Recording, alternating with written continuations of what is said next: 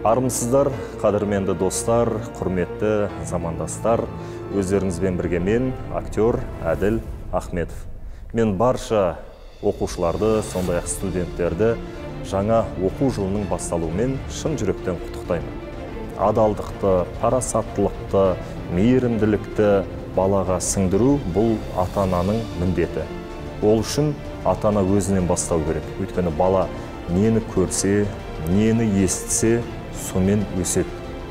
Ұяда не көрсең, ұшқанда соны аласың дейді ғой. Сондықтан да осы орайда мен ата-аналар балаларына барынша жақсы тәрбие беру керек. Өйткені Әл-Фараби бабамыздың өзі айтып кеткен, тәрбиесіз алған білім бұл болашаққа өте қауіпті деп. Сондықтан да ең алдымен тәрбиені сіңдіре білсек, балаға адалдықты үйретіп, мейірімділікті үйретіп, үлкенді сыйлау, кішіге ізет көрсетуді, осындай жақсы қасиеттерді сіңдіре келе, ары қарай білімге баулу керек деп есептеймін.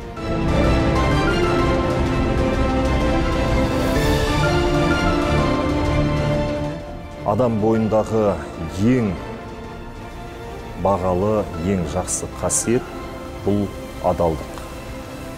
Адалдық және парасаттылық. Осы екі ұғымға бүкіл жақсы қасиеттер кіреді. Шыншылдық та, отан сүйгіштікте, үлкенге құрметі де, кішіге ізеті де, барлығы да осы бір адалдық пен парасаттың ішіне кіреді. Досыңды көрсет, мен саған кім екеніңді айтам дейді ғой қазақта.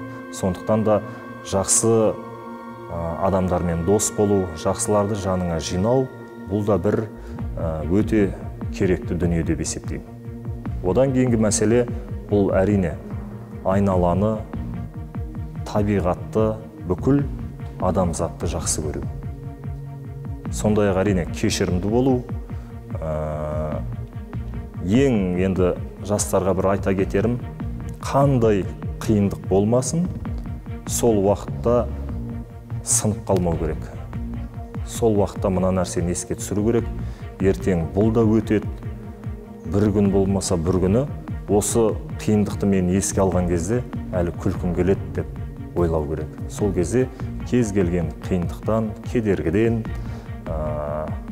адам мойымай өтетін болады. Өнерге әркімнің ақ бар таласы дейді ғой.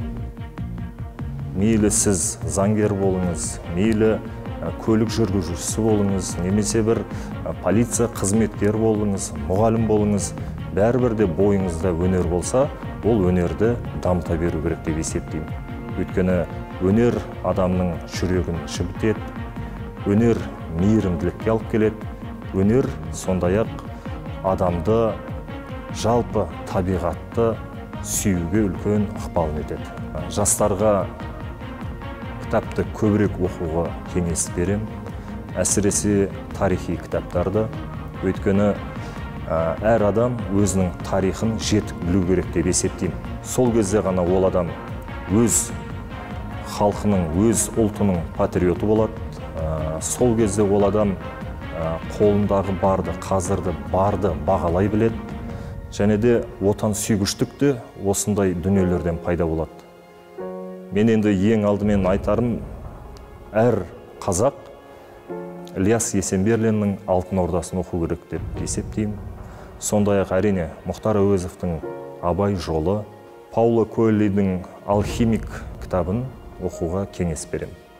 Біздің ұстазымыз Нұрғанат Жақыпбаев айтады әрдайым: анау менен неге озып кетті деп ойлама, мен неге қалып қалдым деп ойла дейді. Сондықтан да әр адам ең бірінші өз-өзімен жұмыс істеу керек, өзін қамшылау керек, кінәні біреуден іздемеу керек, тек өзінен іздеу керек. Сол кезде ғана биік-биік белестерден көрінесіздер, армандаған армандарыңызға жетесіздер.